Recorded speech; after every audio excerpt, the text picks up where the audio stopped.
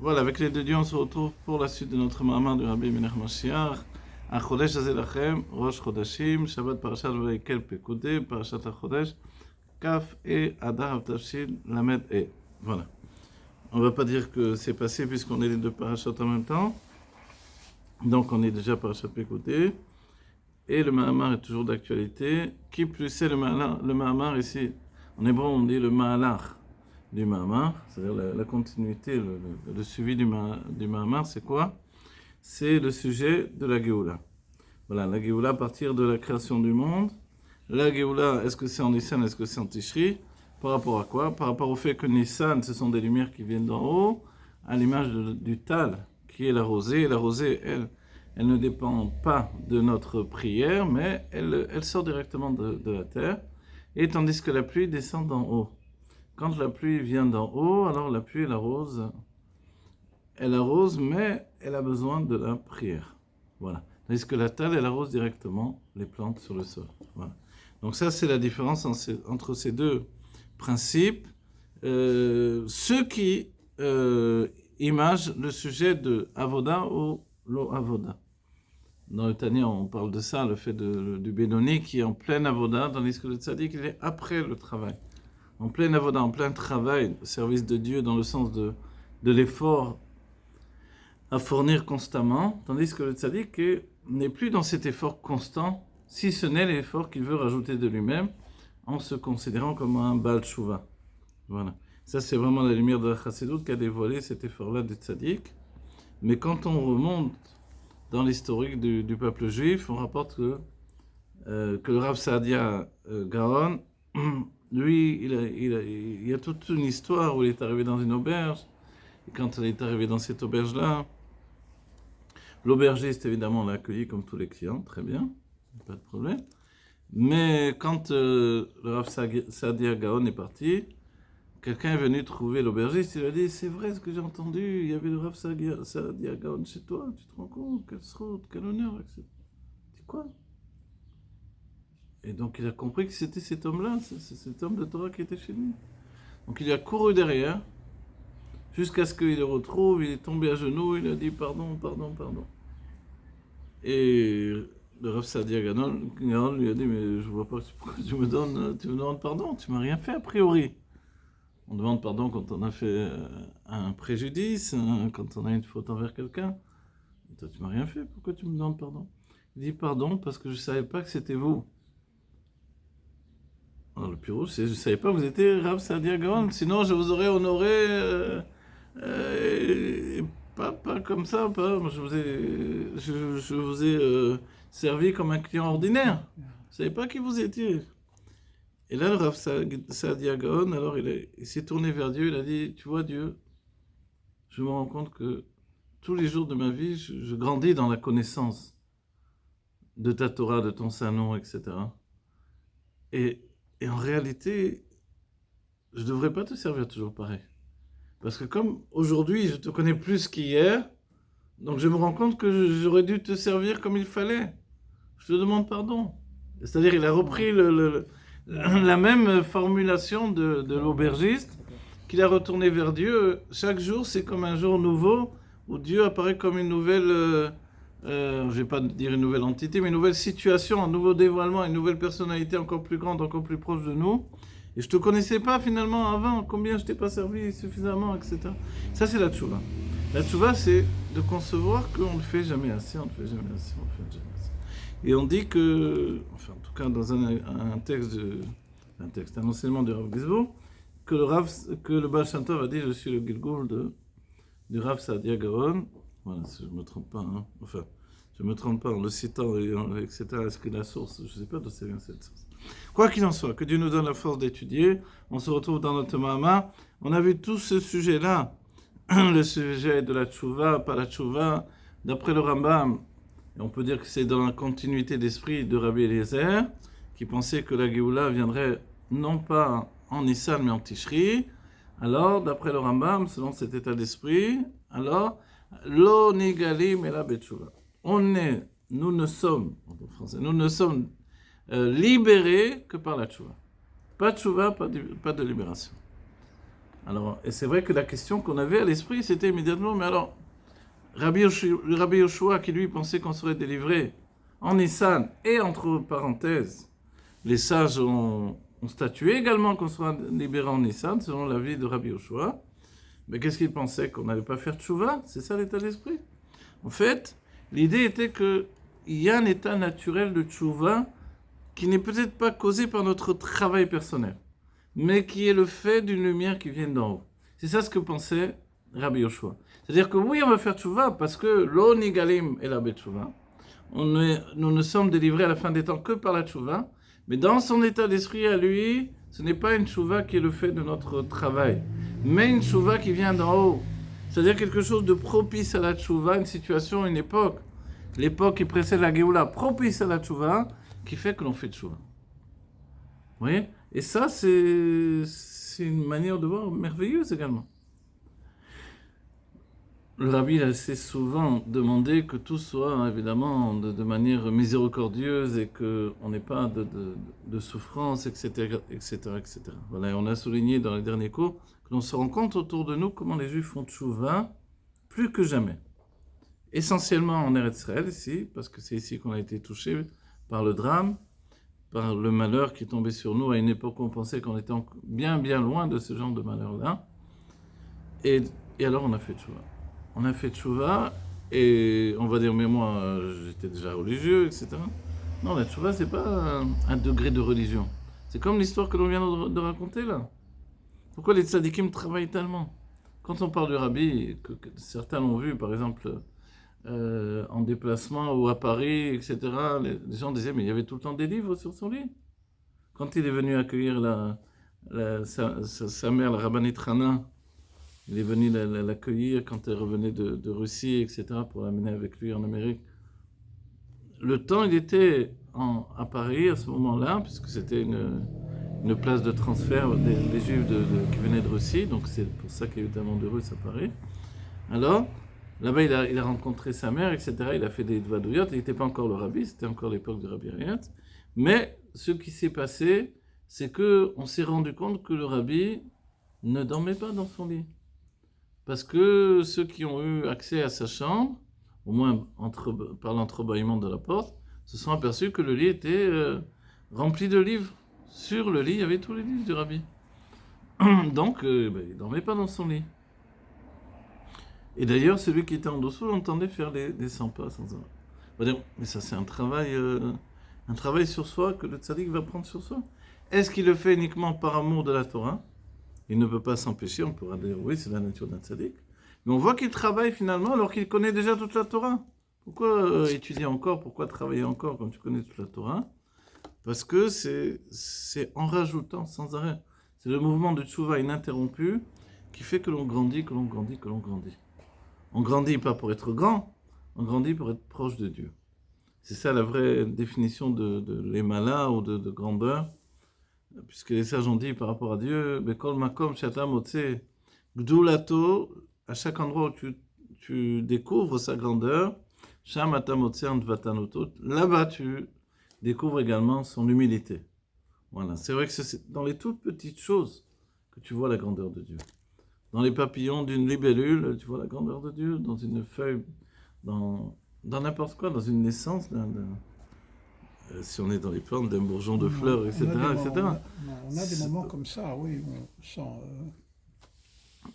On sent la grandeur de Dieu dans ces choses infiniment. Et d'ailleurs, c'est curieux, on dira que la mécanique quantique, finalement, ne s'est pas penchée sur l'infiniment grand, mais sur l'infiniment petit. C'est là où ça déborde sur la grandeur, ensuite. Donc, il y a bien une démarche dans ce... Ça, c'est de la science, mais il y a bien une démarche dans ce sens-là. Il n'y a pas de notion de grand et de petit. Voilà, et dans la Torah, on dira que dans la Géoula, les petits seront grands et les grands seront petits. Exactement. Alors nous, justement, toute cette introduction-là, elle nous donne, elle nous permet d'appréhender la notion que l'on a vue, d'après le Midrash, qui rapporte le sujet de un homme aimait tellement, je vais le dire en hébreu parce que le terme il est très très beau. Oui. Alors, lo machal et meler, un homme en question c'était un roi, qui avait une reine magnifique, et Machal et Meler, Lo zaz mechaveva. Voilà, le roi avait un tel amour pour sa reine qu'il ne la quittait pas, mais il ne la quittait pas, pas dans le sens de la quitter, de l'abandonner, il ne quittait pas d'exprimer son, j'allais pas dire sa passion, c'est pas le terme ici, mais Chaveva, de la chérir, Oui. son amour pour elle, L'amour. un tel degré que il exprimait ça dans la notion de, à chaque fois il trouvait le terme qui correspondait également à l'époque où il se trouvait, où il y avait une définition de cet amour qu'il avait pour sa femme. Et ça, évidemment, c'est un machal, c'est un exemple entre Dieu et le peuple juif. On pourrait dire entre le peuple juif et la Torah, entre le peuple juif et Dieu, à l'inversement du bas vers le haut, du haut vers le bas, mais on va voir ces notions-là. Ce que l'on a vu, c'est que le premier état, Shekara, jusqu'à ce qu'il est appelé Beti. Premier état, c'est Beti. A priori, le plus petit niveau, c'est un niveau où il considère sa femme comme sa fille. On avait commencé avec le sujet de Betty. Betty, donc ce mari qui est le roi, ne quitte pas sa femme, il ne la quitte pas du tout, mais avant de l'avoir appelée Betty. Et ensuite, ça continue, il va l'appeler Imi, ensuite... Non, pas Imi, Achoti, et ensuite Imi. Achoti, c'est ma sœur, et Imi, c'est ma mère. Voilà. Alors on peut dire le niveau le plus élevé, c'est Imi, puisque c'est finalement comme une mère qui va influencer son fils. Finalement, on est le peuple qui influençons Akadosh Baruch Hu. Oui. Voilà. Mais Achoti, c'est le niveau intermédiaire par le biais de la Torah. On devient intermédiaire avec Dieu, on peut discuter avec Dieu. Comme on aurait vu les tzadikim dans le Gan Eden qui discutent la halakha avec Dieu, etc. Voilà. Alors, ce qui nous dit le rabbi ensuite. Alors, on va prendre... Tu y es, c'est Daf Tzadik Tet. On va prendre le paragraphe. Donc on est déjà Dalet, on est au Dalet. Mais ça va être la deuxième page.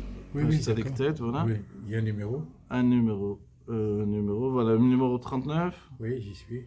Voilà, on va faire ici, D'accord.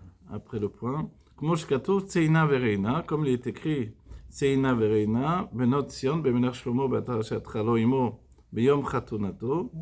Voilà, alors sortez et voyez, fille de Tzion, le roi Shlomo. Qu'est-ce que vous allez voir? Le roi Shlomo, Bemenach Shlomo. Alors la désignation est particulière.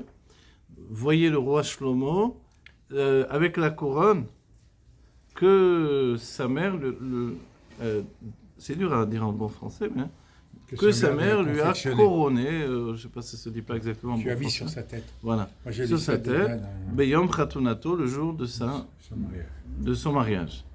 On peut dire, donc le jour de son mariage, il est devenu roi en même temps. Bon, évidemment, c'est une image tout ça. Une image puisque c'est pas forcément le roi Shlomo. Et le jour de son mariage, qu'est-ce que le jour de son mariage? Alors nous, voilà. Non, d'habitude, le jour de son mariage, on pense à Shavuot, puisque le jour de la Khatouna entre le peuple juif et Akadosh Baruch Hu, c'est Shavuot. Mais là, il nous dit non. V'itama Mishnah de Yom HaChatunato ou Yom HaKippurim. Ah, c'est Kippour, c'est pas Rosh Hashanah. Voilà, Yom HaKippurim. Mais il y a d'autres versions où c'est effectivement Shavuot.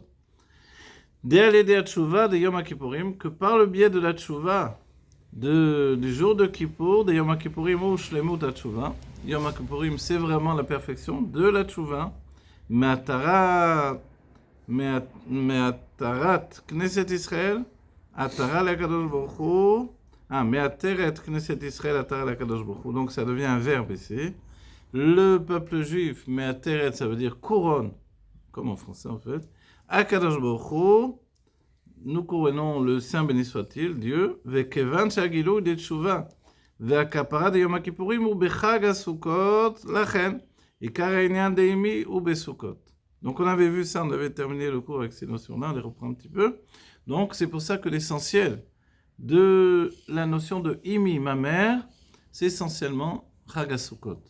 On peut dire que Imi, la mère, c'est en relation avec la Bina c'est en relation avec la Souka, on est à l'intérieur de la Souka, donc on a beaucoup plus cette idée de la mère, comme l'enfant dans le ventre de la mère. Voilà. Il est rapporté, expliqué dans les Droshim, des explications. toujours, vous pouvez regarder les notes, évidemment, 43, vous savez que ça vient. Dibur Amatril, Achodesh Hazeh Be'or Torah. On s'est fixé essentiellement, on a vu que ce Mahama, les rabbins choisissent toujours un Mahama essentiel, où ils vont se poser leur Mahama. Et ici, c'est le Tzemar Tzedek Be'or Torah. Donc, qu'est-ce qu'il explique là-bas? Le fait que la Géoula, d'aujourd'hui même, elle va être quand? À quel mois? On a dit en Nissan. Tout le monde est d'accord que ce sera en Nissan. La manière, l'ofen, la manière, elle n'est pas toujours vue de la même manière par chacun. Mais tout le monde est d'accord que ça va être en Nissan. Alors, et on nous dit De'achoti ve'imi kshura im metziuto shel adam ha'over. Ah non, je recommence. Av shel Nissan ou prinat beti. Ah voilà. Il nous dit ça va être en Nissan. Bien que Nissan, qu'est-ce qu'on a dit? C'est le niveau de beti. Oui. Voilà, c'est pour ça, si je loupais ça, je loupais tout l'idée du maman. Qu'est-ce que c'est beti? On a dit c'est la fille. La fille, c'est le niveau de Mekabel uniquement. Celle qui reçoit, elle n'a Megamakloum, elle n'a rien d'elle-même. Comme la lune qui ne possède sa lumière que par le soleil. D'accord? La lumière du soleil qui brille sur la lune. Donc, mais Nissan, on a dit que c'était bêtis. Donc, comment on peut dire que finalement, dans cette optique-là, c'est Nissan qui va être le mois de la, j'allais dire là, tu vois, de la délivrance du peuple juif. Oui, votre honneur? Votre Majesté, je ne comprends pas une chose. On a toujours comme principe de la chose qui commence, la première, c'est une chose principale, parce que si elle ne commence pas, il n'y a pas le deuxième, le troisième, le quatrième, le cinquième. Là, on dit, c'est Beiti, ma fille. Ma fille, c'est en Nissan. En plus, c'est un mois de Géoula. Le mois de Nissan, c'est un mois de Géoula. C'est une conclusion de tout le travail qu'a fait un juif. Viens avec la petite. C'est elle qui enclenche tout. On dirait que c'est ce niveau de Betty. C'est comme le prénom de ma sœur, Betty. Alors, ce niveau-là, il enclenche une nouvelle volonté à Dieu pour enclencher tout le reste. Mais si ça ne vient pas, ça ne marche pas. Tu comprends ce que je veux dire? Oui, je suis resté sur le nom de ta sœur, mais... À part le nom de ma sœur, tout est faux, c'est ça que tu veux dire? Bon, d'accord, ok. Ça m'a sorti du... Non, mais c'est sorti du contexte. Bon. Comme quoi, il ne faut pas... Oui, oui, non, alors on va voir. C'est bien, c'est très bien ce que tu dis. C'est très bien. J'espère que tu as lu le Mahamar, comme ça, à la suite, comme ça. Non, j'ai pas lu. Ah, tu n'as pas lu, on va voir là. Ah, parce que je me suis planté, d'accord. Non, au contraire, c'est pour ça que j'ai dit... Ah bon? Alors, pas j'espère, je me dis, c'est formidable s'il a lu la suite. Alors voilà, effectivement, étudier, on dit la suite, pas lu. Ok, donc Betty, c'est en Nissan. D'accord. Donc évidemment, tu avances des arguments et c'est merveilleux, c'est ça ce qu'il faut faire.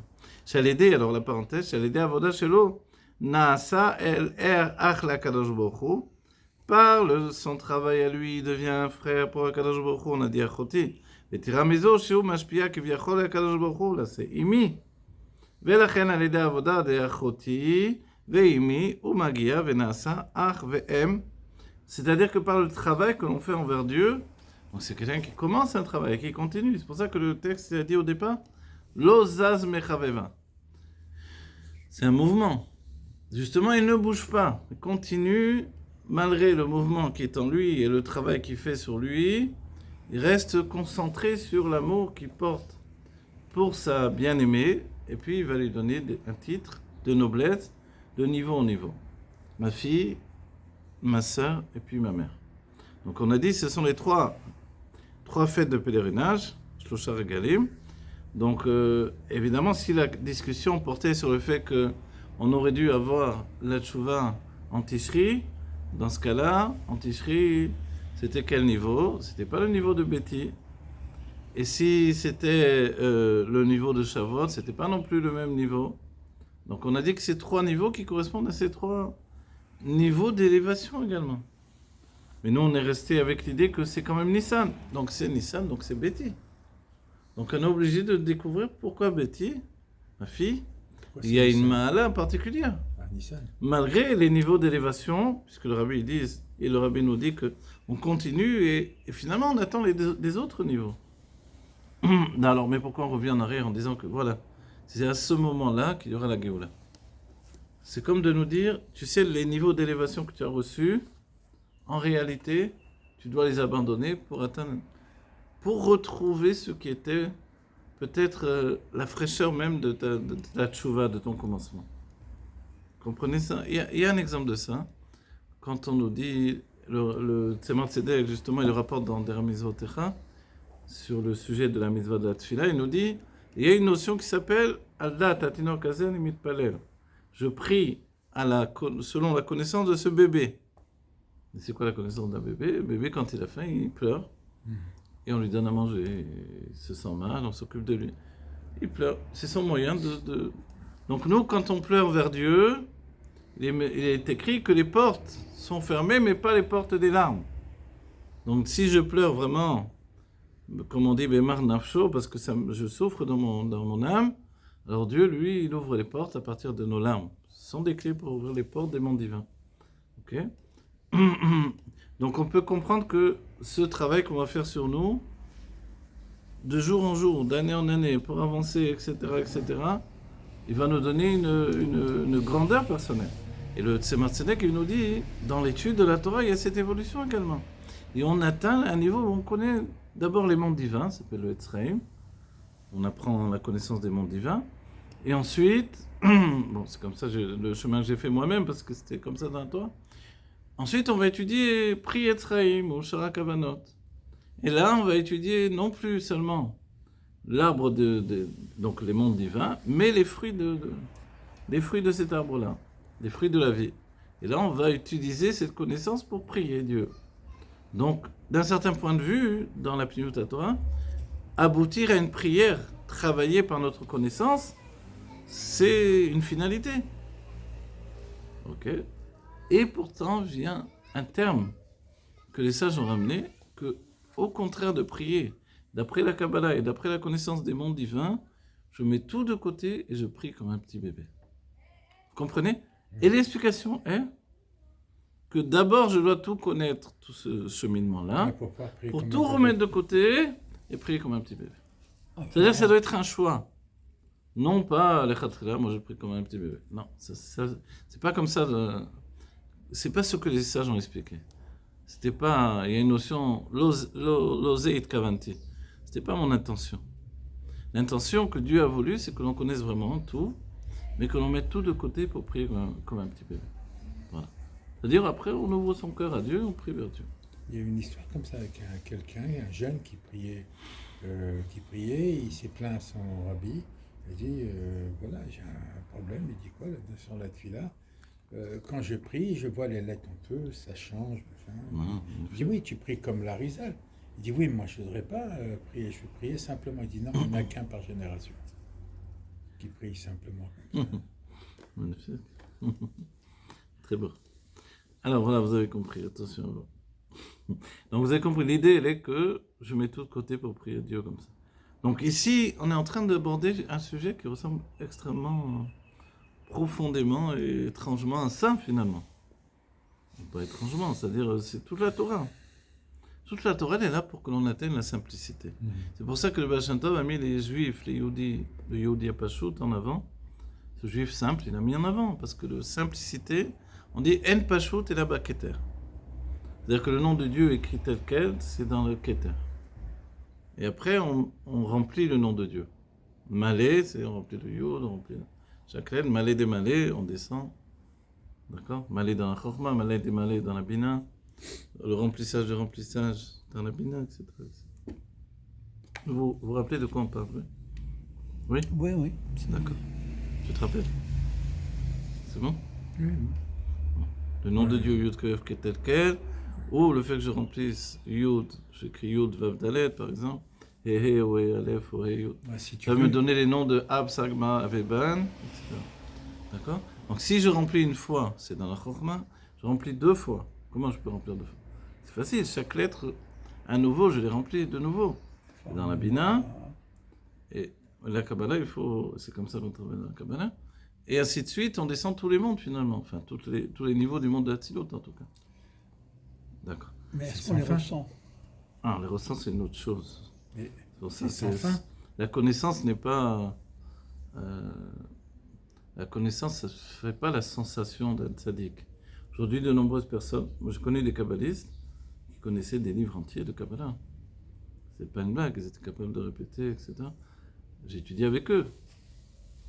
Mais est-ce qu'ils avaient... Non, des fois, j'en ai connu un qui vraiment avait une grande connaissance, par cœur.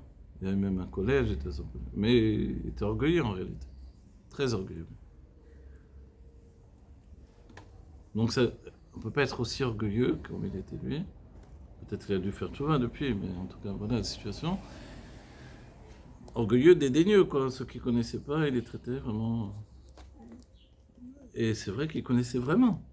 Mais comment c'est possible? Il était instruit, mais pas intelligent. Voilà, effectivement. Donc il y avait chez lui un manque. Le manque de l'humanité qui fait le chemin vers la sensibilité divine, en fait. S'il aurait étudié la chassidoute, il serait... Alors, il a commencé à étudier la chassidoute avec moi, il a été assez choqué, etc. Il ne savait plus ils quoi ont faire, il raison, m'a interdit d'enseigner la chassidoute dans son collège. Ah bon? Il avait peur. Il a eu peur que ses C'est vrai, il avait élèves peur, il m'a dépassent. interdit, vous étudiez la nuit dans son collège. Il m'a dit, tiens, je t'ai interdit d'enseigner. Il a dit, voilà, il va tout me casser là. Ah bah, Lui il a a été pas- tellement choqué, il a dit, mais je me rappelle, il a dit, Zé Tachlif, on change complètement la Kabbalah, quoi. C'est-à-dire qu'il a compris qu'il y avait une continuité, il s'y attendait pas. D'après la Kabbalah, il pense que c'est terminé, le Harizal, le Rachash, qui vient apporter quand même des Chidushim, qui est considéré comme la réincarnation du Hari, et après c'est tout. Donc la Chassidoute, il ne considère pas ça comme... Mais toi-même, tu as dit que les angivins, ils étudiaient un livre de Kabbalah. C'était quel... C'était le livre de Chesed Avram de Rabbi Avraham Azoulay, Mais le grand-père du Chida. Oui, ah, le Chida, il vient après l'Arizal. Le Chida, bien sûr, oui, oui. Bah, s'il a étudié, il parlait de chassidoute aussi, ce livre. Ça, c'est le grand-père du Chida. Non, c'est un autre... Oui, il ne parle pas de Chassidoute, il parle de Kabbalah. Il parle de Kabbalah et... Oui, il a des très beaux livres, bien sûr. Alors, venez, on va essayer de comprendre. Donc, on est resté sur l'idée que Imi, finalement, il y a quelque chose de particulier. Qu'est-ce qu'il y a de particulier dans Imi? Donc, avec tout ce qu'on a dit, quand même, on a un indice. On va dire là, pour une fois, j'ai un peu continué le texte moi-même, à ce Shabbat, donc je vous donne des indices. Souvent, je découvre avec vous. Ok, alors, ולכן, על ידי עבודה דאחותי ואימי, הוא מגיע ונעשה אח ואם. רק לדרגת האור ששייך להשתלשלות. Cette phrase-là du Rabbi, on peut dire, ok, bon, le Rabbi l'a expliqué, évidemment, c'est dans les mondes, qu'est-ce qu'il y a de spécial? Non. Et la parenthèse, elle dit Metziut Adam. Non, mais cette phrase-là règle tout le compte de la situation, en fait. Le Rabbi nous dit, c'est vrai qu'il y a une élévation formidable. Dans le niveau de Achoti, on devient par la Torah, d'une certaine manière, associé avec Dieu. Dans le niveau de Imi, ça y est, on s'est élevé, on est mashpia même sur Dieu, si on peut dire. Parce que Dieu a décidé comme ça, il a voulu comme ça, ok. On va dire, qui mieux que moi, quoi. C'est ça justement le problème. C'est que il y a une métio du Adam. L'homme, il a un niveau extraordinaire. C'est de ça dont on parle. Du moment que j'ai un niveau extraordinaire, il y a toujours un petit problème. C'est quoi? C'est la prise de conscience de mon niveau. Vous savez qu'il y a une clipa dans le monde de Hatzilut. La seule clipa qui existe dans le monde de Hatzilut, clipa, c'est un terme qui veut dire... donc, a priori, une écorce liée au mal, mais tout au moins l'écorce qui entoure le fruit. Donc, le fruit, c'est la sainteté, il y a l'écorce autour, ok? Et dans Hatzilut, on se dit, il n'y a pas de mal là-bas. C'est pas possible qu'il y ait du mal dans Hatzilut, ok? Mais la seule clipa qui peut exister dans Hatzilut, c'est cette notion de Reuma. On dit, c'est quoi Reuma? Reuma, on dit, Ma, je connais, comme Chochma. Ma, c'est le bitul, la soumission. Reuma, en hébreu, ça veut dire voyez ma soumission.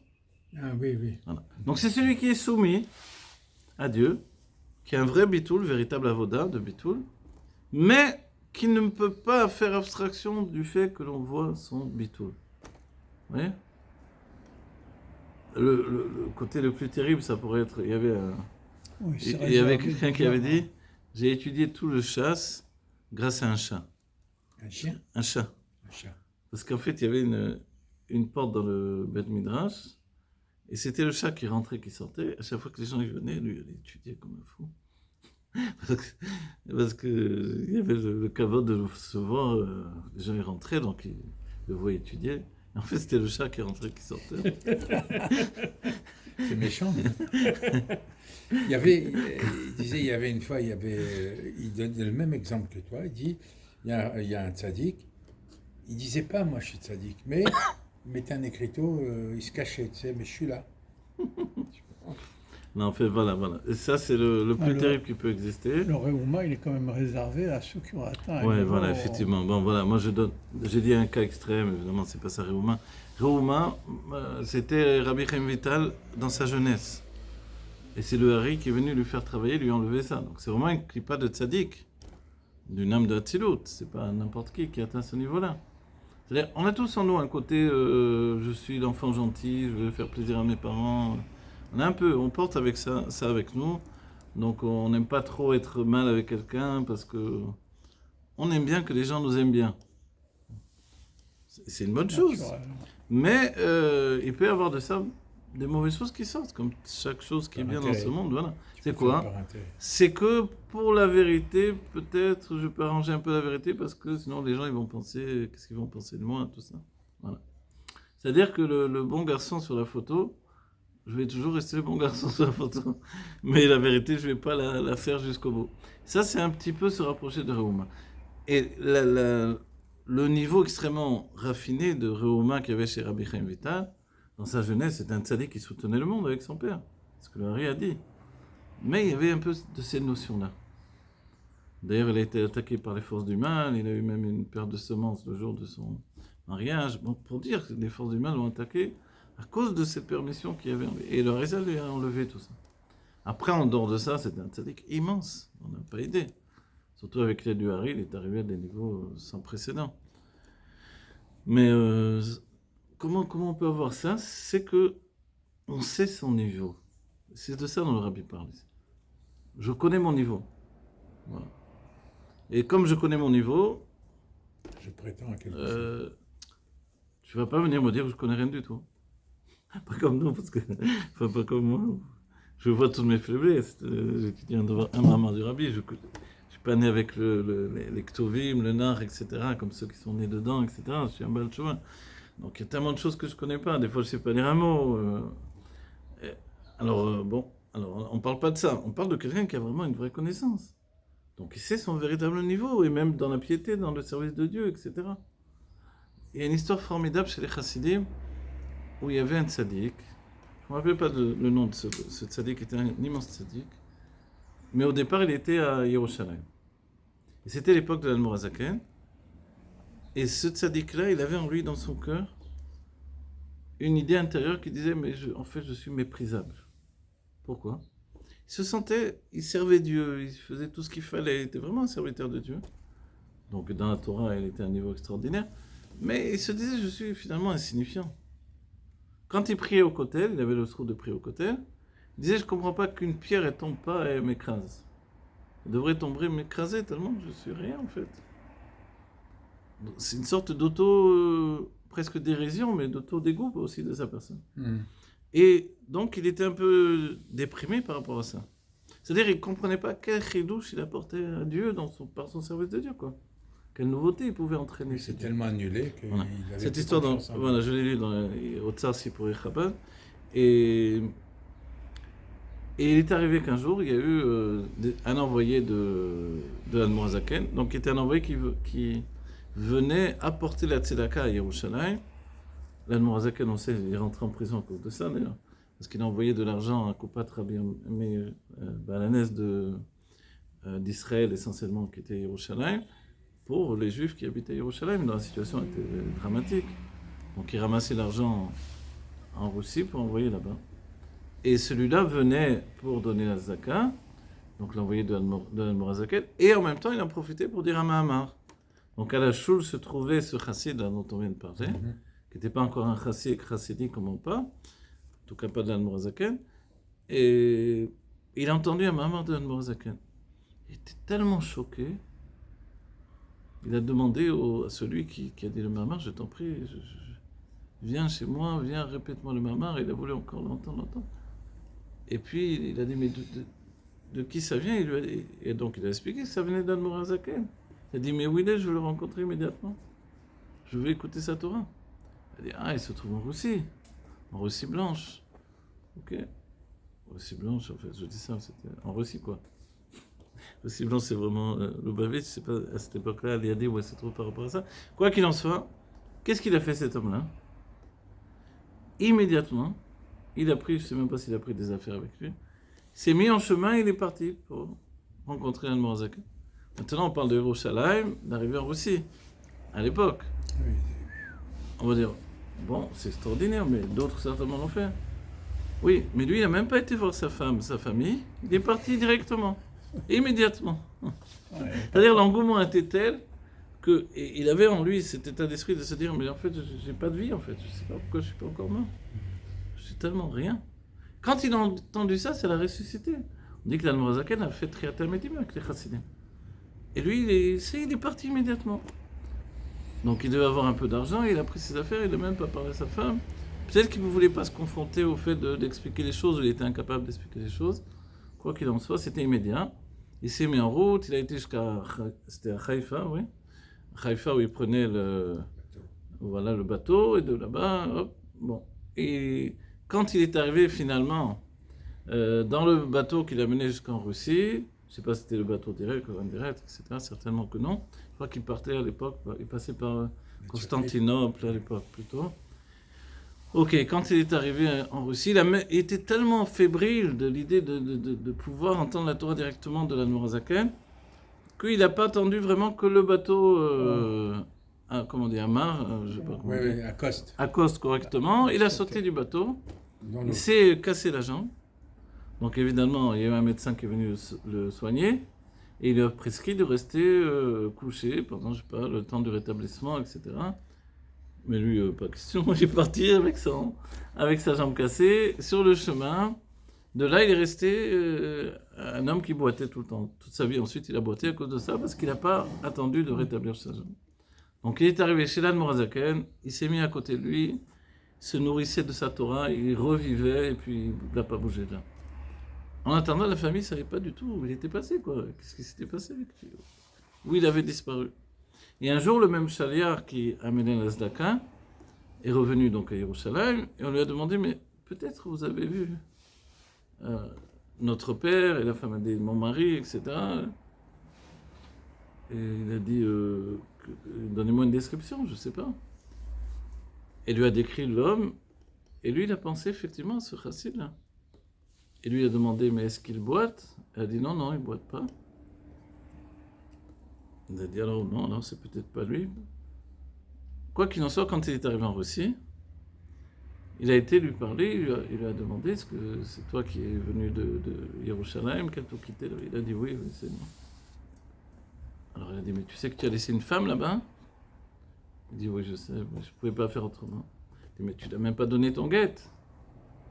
Il a dit, je ne pouvais plus, j'avais plus de vie, il fallait absolument que... Alors il a dit, mais tu dois lui donner le guette. Et lui, je ne sais pas, il était encore... Certainement, ça devait être un homme, ce qu'on appelle un maskil, quelqu'un qui était noyé dans l'esprit du divin et qui n'arrivait pas à considérer ce qu'il fallait réellement faire dans la réalité, quoi. Bon, le chassid l'a envoyé de l'Admorazaken, il a été voir l'Admorazaken, vu qu'il n'arrivait pas à influencer cet homme-là. Et il a été voir l'Admorazaken et il lui a raconté l'histoire. Et l'Admorazaken l'a fait appeler, il a dit c'est vrai, etc. Il a dit oui. Il a dit alors tu dois faire un guet et l'envoyer à ta femme, faire les choses correctement. Et c'est ce qu'il a fait par la suite. Et comme ça, sa femme elle a reçu le guet, elle a pu... Quoi qu'il en soit, on dit que par la suite, il est devenu un des plus grands chassidim de l'Admorazaken. Et il y avait là-bas un chassid qui voulait marier sa fille et puis il lui a demandé de devenir son gendre. Il lui a dit, je sais qu'on ne peut pas trouver de mari pire que toi, mais qu'est-ce que je peux faire si je veux un gendre comme toi dans ma maison? C'était un ilou, c'était une merveille de la Torah. Donc, voilà, c'est un homme. Certainement que même aujourd'hui, on peut trouver des gens comme ça qui quittent tout pour la Torah, etc. Ils sont rares, évidemment, il y en a très peu. Mais ça peut parler à quelques-uns dans nos vies, etc. Voilà. Ça pour vous dire que, qu'est-ce que c'est l'appel de la Torah? L'appel de la Torah, il demande de se donner entièrement. La chassidoute, elle nous remet en question concrètement face à la réalité du divin dans ce monde-ci. Et évidemment, comme pour l'histoire de la tfila, al-dat atinok animit palel, je prie selon la connaissance d'un petit bébé, il est évident que c'est pas en pensant qu'on est grand que l'on peut avancer dans la Torah. La chassidout, on l'a dit assez souvent, Tachlit Hayedia chez l'Oneda. La finalité de l'étude, c'est de ne pas savoir. Donc finalement, mon manque, tous mes manques qui s'affichent au fur et à mesure. Imaginez si vous enseignez, alors encore plus. Encore pire, les manques que vous avez par rapport à l'enseignement, ils deviennent encore plus grands. Donc, mais ça ne doit pas vous arrêter, c'est ce que le Rabbi a dit. Il a dit, tu connais Aleph, enseigne Aleph. Mais je ne connais même pas Beth, Rabbi. Le Rabbi, il aurait pu dire, sois pas bête, enseigne Aleph. Enseigne Aleph, ça fait rien, après tu apprendras Beth. Et le Rabbi a dit plus, pour des personnes qui ont dit, mais j'ai même plus le temps d'étudier moi-même.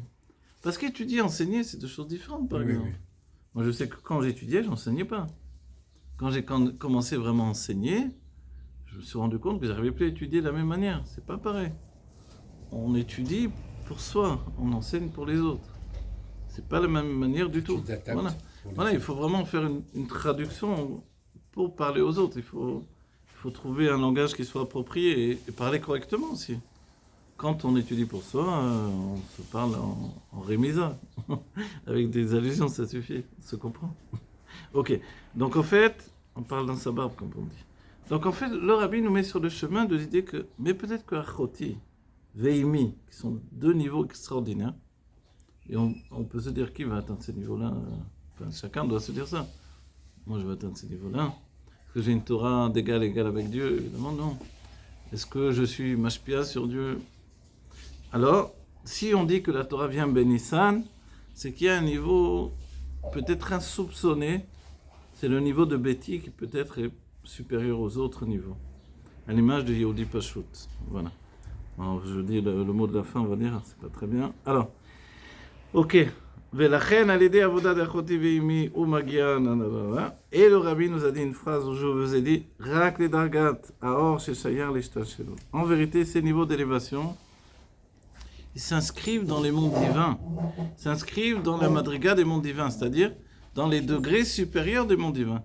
S'ils sont inscrits dans les degrés supérieurs des mondes divins, c'est-à-dire qu'ils sont dans ce qui s'appelle l'enchaînement des mondes. S'ils sont dans l'enchaînement des mondes, quel que soit leur niveau d'élévation, ils sont également limités. Le seul niveau qui est illimité, c'est la tchouva. En dehors de la tchouva, tous les degrés de Torah sont également limités. Rabbi Rachab nous dit plus d'une fois dans ses Marmarim, l'intelligence est basée sur la limite. Quelqu'un d'intelligent, il sait exactement ce qu'il connaît, ce qu'il ne connaît pas. Vous voyez? Moi, je ne suis pas très intelligent parce que je ne sais pas tout ce que je ne connais pas. Je ne sais pas tout ce que je connais également. Alors, la véritable intelligence, c'est de savoir exactement où on s'arrête, vous voyez? Et c'est souvent le problème d'ailleurs des gens intelligents. J'ai eu des élèves très intelligents. Et quelquefois, j'ai vu que le problème, c'était cette intelligence-là. C'est-à-dire, un niveau, comme tu l'as dit, peut-être l'instruction. Mais l'instruction, elle est accompagnée pour certaines personnes d'une grande intelligence également. Mais, justement, c'est la limite. La limite, c'est un peu comme la limite de l'observation du savoir. Ce qui représente ce que le Rabbi dit ici. C'est-à-dire, je sais ce que je sais quand même. Vous voyez? Comme si vous dites, un cuisinier vous dit, mais si tu prends l'eau et tu prends la viande, tu la mets dans l'eau bouillie, ça va être dégoûtant. Il faut la faire revenir un peu avec des oignons, de là, et quelque chose. Ça, c'est la connaissance, on va dire. Ok? Donc, dans la sagesse également, si tu empruntes un chemin qui est un chemin direct, où les personnes ne savent pas s'expliquer, ou ils expliquent d'une manière ou directe, comme tu dis. Alors, non. Donc, quelqu'un qui est intelligent, il sait exactement jusqu'où il peut aller. Et c'est ça peut-être le problème, je vous dis, parce que j'ai vu des gens qui ont fait des études formidables, mais qui ne sont pas capables de se remettre en question également. Oh, la chassidoute, je vous avais dit quand j'ai étudié la Kabbalah pour connaître la chassidoute, ensuite on voit que toutes les études qu'on a faites, il faudrait les mettre de côté. Il faut les mettre de côté parce qu'elles sont très mafrim, ça embête beaucoup pour étudier la chassidoute, Chabad. La Kabbalah que tu connais t'embête pour étudier la chassidoute, Chabad. Alors pourquoi j'ai étudié? Alors, personne ne t'a demandé d'étudier, c'est toi qui as voulu. Alors, vous voyez, mais en fait, il faut connaître comme le Tino qui est prêt mais de côté. Comme Rabbi Zera, il a appris tellement dans le Talmud Bavli Après, il met tout de côté pour apprendre le Talmud Yerushalmi. C'est-à-dire que le fait d'avoir obtenu le niveau de Achoti, Ve'imi, ça t'empêche pas également de faire partie des mondes et de constater ta limite. Si tu constates ta limite, qu'est-ce que tu dois faire? Et tu dois l'abandonner, cette limite-là. Et tu peux l'abandonner vers le haut ou vers le bas, en fait. Vers le haut, tu t'englobes dans ce qui est en haut et tu n'existes plus. Mais si tu veux rester un serviteur de Dieu dans ce monde, tu dois l'abandonner vers le bas. Alors, qu'est-ce que ça veut dire? On regarde encore plus le rabbi. La malade de Betty, voilà, il nous dit ici, et l'élévation de Betty, le niveau de la fille, chez Enlo Michel Atzmo Kloum, il n'a rien de lui-même. Ve'u rak mekabel milemala, il ne fait que recevoir d'en haut. Finalement, moi, je me rends compte du srout que j'ai eu, par exemple, d'étudier la Kabbalah avec un rav qui m'a dit, dès le début, il m'a dit, tu sais, moi, je suis comme un perroquet, je répète ce qu'il y a là. En fait, c'était sa pensée profonde. Et aujourd'hui que j'enseigne depuis des années, ça fait bien des années que j'enseigne, je me rends compte que je fais que répéter ce qu'il y a là, quoi. Dans les livres. C'est-à-dire, quand j'ai une pensée personnelle, je la dis pour pas qu'on pense qu'elle vient du rabbi et pas, comme on dit, pas laisser penser que cette pensée vient du rabbi. Parce que sinon, le reste, ça vient vraiment du rabbi, des rabbis, etc. Oui, On va mais dire, alors toi, tu quoi? la manges, le problème. Tu la manges, tu l'intègres. Mais quand tu la sors, elle est raffinée. Elle est raffinée, mais tout en d'accord, restant parce que l'essence du voilà, rabbi. tu veux pas devenir un grief, quelqu'un qui va, j'allais pas dire salir, parce que c'est pas l'idée, mais tu essaies de raffiner effectivement pour que ça soit de plus en plus ce que le rabbi dit, de plus en plus la pensée du rabbi. Ça, oui, c'est un travail que chacun doit faire. La force du rabbi, c'est-à-dire il donne ça à tout le monde et chacun l'intègre. Chacun doit l'intégrer avec son univers intérieur, etc. Et avec son langage qui lui est propre. Oui. Et c'est vrai que les rabbins, par exemple, ont un langage très simple. Donc du coup, en français, comme le français a des phrases très Oui, très riche, voilà. machin, ouais. Donc moi, j'ai choisi de parler plus simplement. Le plus simplement possible, c'est important. Oui, mais pour rester proche de cet enseignement. Ce que je veux dire par là, Hmm. quand toi tu enseignes ça, Oui. je sais pas, tu as étudié, tu as fait machin, ceci, là. Nous, on bénéficie de ce raisonnement qu'on n'a rien fait. Je connais pas tu as étudié ça. Tu comprends ce que je veux dire? C'est-à-dire qu'on bénéficie d'un niveau sur l'instant qu'on ne savait pas qu'il existait avant d'ouvrir la porte. C'est vrai. Mais toi, tu Et bénéficies également de ton propre travail qui est... Oui, mais ça peut être dangereux. Pourquoi? Parce que quand tu sais, c'est comme tu apprends à quelqu'un de marcher sur une corde. Toi, tu sais, tu marches, et puis tu dis, mais tu vas le faire, vas-y, tu marches, je tombe. Ah, tu tombes dehors. Tu as compris ce que je veux dire? Alors, la chose qu'on a, regardez bien, c'est ça ce que le rabbi nous dit, ce qu'on pouvait penser, et c'est ça notre génération. Oui. Finalement, il parle de notre génération précisément, le rabbi. Bien qu'on se rend compte que les Tanaïm en parlaient déjà de cette génération. La génération où on n'est pas Choti, on n'est pas Imi, on est Beti. C'est-à-dire on n'a rien de nous-mêmes, quoi. Mm-hmm. Des fois, vous n'avez pas rendu compte quelquefois? Moi, je m'en suis rendu compte. Bon, maintenant, j'ai plus trop le cas, mais à Yerushalayim, comme il y avait beaucoup de gens qui étudiaient la Torah, beaucoup de confrontations avec d'autres mouvements, etc., des fois, on me disait, mais c'est le rabbi qui dit ça, mais toi, tu dis quoi? Je me rendais compte que... Qu'est-ce que je dis? J'ai quelque chose à dire. C'est vrai, Non, c'est vrai. Ça les énervait parce Ouais. que mais tu me répètes que les paroles du rabbi. Ouais, c'est ça. À part le rabbi, tu Je te connais parle rien. de quoi, moi je sais pas, moi. Mais il parlait de quoi alors? Non, je sais pas. Mais ça agace les gens, dans le sens, ils aiment bien dire leur propre avis, je pense que, etc. J'estime que... Mais nous, on n'est pas trop comme ça. On nous pose des questions, on répond immédiatement. Et ça énerve qu'on ait réponse à tout. Mais on n'a pas réponse à tout parce que nous, on connaît tout. Parce que le rabbi connaît tout. Oui, il connaît Voilà. tout, oui. Mais le rabbi, il connaît tout parce que Dieu parle à travers lui, et voilà. Et que en fait, c'est l'humilité du rabbi qui fait que depuis des temps de génération, c'est une connaissance accumulée. Et c'est comme on a parlé pour le Rashi, et pour le Rambam, etc. Cette humilité extraordinaire, bien qu'ils soient très élevés, et qu'eux, ils sont véritablement arrivés au niveau de Achoti, Veimi, ils fonctionnent dans le niveau de Betty. Ils n'ont pas conscience qu'ils ont quoi que ce soit. Quand on nous raconte l'histoire de Hillel Azaken et qu'il y a cet Uluberlu, là, comme on dit, qui vient le voir Parce qu'il a fait à Paris avec un autre qui allait l'énerver, il vient de voir oui, la veille de oui, Shabbat. oui, oui. Mekanilel, il appelle comme en chouk, on appelle. Il est la Zaken, quoi, le Nassi de la génération. Je devrais je sais pas, tu réalises, et lui il appelle comme ça, pourquoi les Noirs qui marchent dans le désert, ils ont les pieds palmés, je sais pas quoi, des questions de la noix de coco, pourquoi ils ont une petite tête, pourquoi... Bon, des questions de les yeux bridés, les Chinois, pour exemple. Et à chaque fois, avec une grande patience, il répond. Et c'est la veille de Shabbat, il se prépare à Shabbat, il sort du mikvé, il vient avec la serviette pour lui. Mais il lui a dit la vérité. Il lui a dit, à toute ta faute, j'ai perdu. J'ai perdu, voilà. Et il dit, il vaut mieux que tu perdes plus que ça, plutôt que de m'énerver. Voilà. C'est l'idée qu'il puisse l'énerver. Donc, alors, mais il est, pour réagir comme ça, il faut qu'il ait en lui un sentiment d'une humilité profonde. Et Moshe Rabbeinu, c'est ce qu'on a dit de Moshe. Moshe, il connaît exactement sa grandeur. Il connaît son élévation. C'est pas un frayeur, c'est pas un imbécile. Il le sait. Puisqu'il a dit lui-même, on a vu dans le Mahamar Tetzavé, il a dit que Shishim Ribo, Raglé Aham, ce sont 600 000 pieds du peuple et moi je suis au-dessus d'eux, je suis la tête en fait. C'est ce qu'il a dit, c'est ce que le Rashi nous a expliqué. Alors, mais en fait, Moshe avait cette idée que Dieu m'a donné des qualités supérieures aux autres, c'est vrai. Mais s'il les avait données à quelqu'un d'autre, il aurait fait mieux que moi. Voilà. Cette idée-là, elle est extraordinaire. C'est de ne pas réfuter ce que Dieu m'a donné, mais qu'est-ce que tu en as fait, toi? C'est ça l'idée. Et la vraie tchouva, profondément, un état de tchouva extrêmement élevé, c'est pas de dire... c'est de dire, qu'est-ce que j'ai fait de ce que Dieu m'a donné? C'est ça. Est-ce que j'utilise vraiment mes possibilités que Dieu m'a données? Et c'est ça la tchouva, c'est ça le fait... C'est ça, ce point-là duquel on doit répondre devant Dieu. Bon, ok. Et je vais vous dire une chose, des fois, moi, ça m'arrive surtout à Pessah, quand on nettoie les livres, on nettoie... Des fois, j'ai honte devant les livres que j'ai pas eu le temps d'ouvrir, etc. J'ai honte devant les rébim, devant tous ces livres merveilleux. Et que j'ai eu tellement de Yetzirah de pas passer jour et nuit à les étudier comme il fallait. Ouais. Ça me fait honte. C'est honteux. Qu'ils envoient des anges pour garder les enfants. C'est déjà un bon niveau, mais... Qu'ils envoient des anges, quand ils gardent des enfants, tu peux étudier. Oui. Bon. Vous vous rendez compte?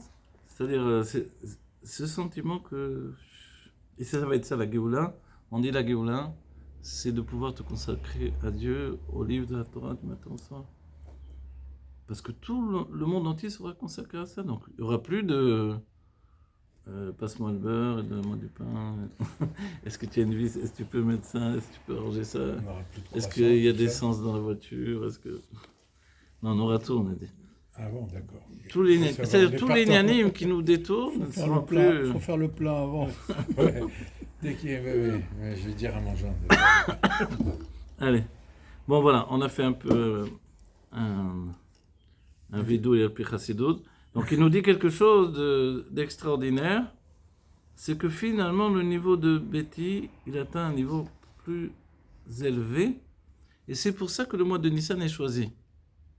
Parce que si on avait choisi le mois de Tishri, on aurait au moins trouvé le niveau de Achoti, on est au même niveau que Dieu, c'est formidable. Tu peux pas, parce que toi-même tu as dit que le monde n'était pas 10 jours pour... Ah oui. Alors là il nous dit en fait c'est le niveau du Bitoul. On aurait pu dire Shiflout, vous voyez que le Rabbi parle de Bitoul. Normalement, Shiflout ça veut dire l'humilité. Normalement pour la Malchut on utilise le terme de l'humilité. Il y a des endroits où le Rabbi, des mamarim spécifiques sur ça, où le Rabbi dit qu'il faut mieux, il vaut mieux dans notre génération préférer le bitoul à la shiflout. La shiflout, c'est de me voir le dernier des derniers. Vous voyez, ils sont tous mieux que moi. David avait ce niveau-là en lui. Mais on préfère le niveau de Moshe Rabbeinu qui est le bitoul. Le bitoul, c'est je suis annulé devant ce qui est plus élevé que moi. Donc je ne me pense pas le dernier des derniers. Comme on a dit, Moshe connaissait son niveau. Mais il se disait que si Dieu donne son niveau à quelqu'un d'autre, il ferait mieux que lui. Donc le bitoul, c'est pas comme l'humilité. L'humilité, c'est de se mettre dans un coin, je suis... Comme celui dont on a dit, il se sentait vraiment... Un chiffon. Voilà. Il s'est dit, pourquoi une pierre du côté ne tombe pas pour m'écraser? C'était réel chez lui, quoi. Tellement il se sentait insignifiant. Et c'est pour ça qu'il a adhéré de cette manière-là à la chassidut. C'est que ça Ça lui a donné la Mais ressuscité, se quoi. sentir comme ça, tu n'es pas productif pour la Torah. Non, effectivement. Tu ne peux pas donner de cours, tu ne peux rien faire parce Alors que voilà, tu es effectivement. insignifiant. Donc le bitoul, c'est ça. Le bitoul au rabbi, par exemple, ben, je fais ce que le rabbi me demande. J'essaye. Je ne dis pas que j'arrive toujours, mais j'essaie. Donc je suis en mouvement, je suis en action. Oui. Je me dis, on a un rôle à jouer dans la venue de la Géoula. Faisons, dévoilons, travaillons, influençons, etc. Et chacun à notre niveau, et ça ne s'arrête pas. Souvent, je disais aux chassidim ou dans les cours, tu veux la Géoula, mais rentre là déjà dans ta maison, ça c'est important. Oui, Si dans ta maison c'est la Galo, tu peux pas attendre la Géoula, faut la rentrer dans ta maison, qu'il y ait une vie de chassidou dans ta maison. Fais de ton mieux, c'est pas facile tous les jours. Fais de ton mieux, cache Manamita comme il faut.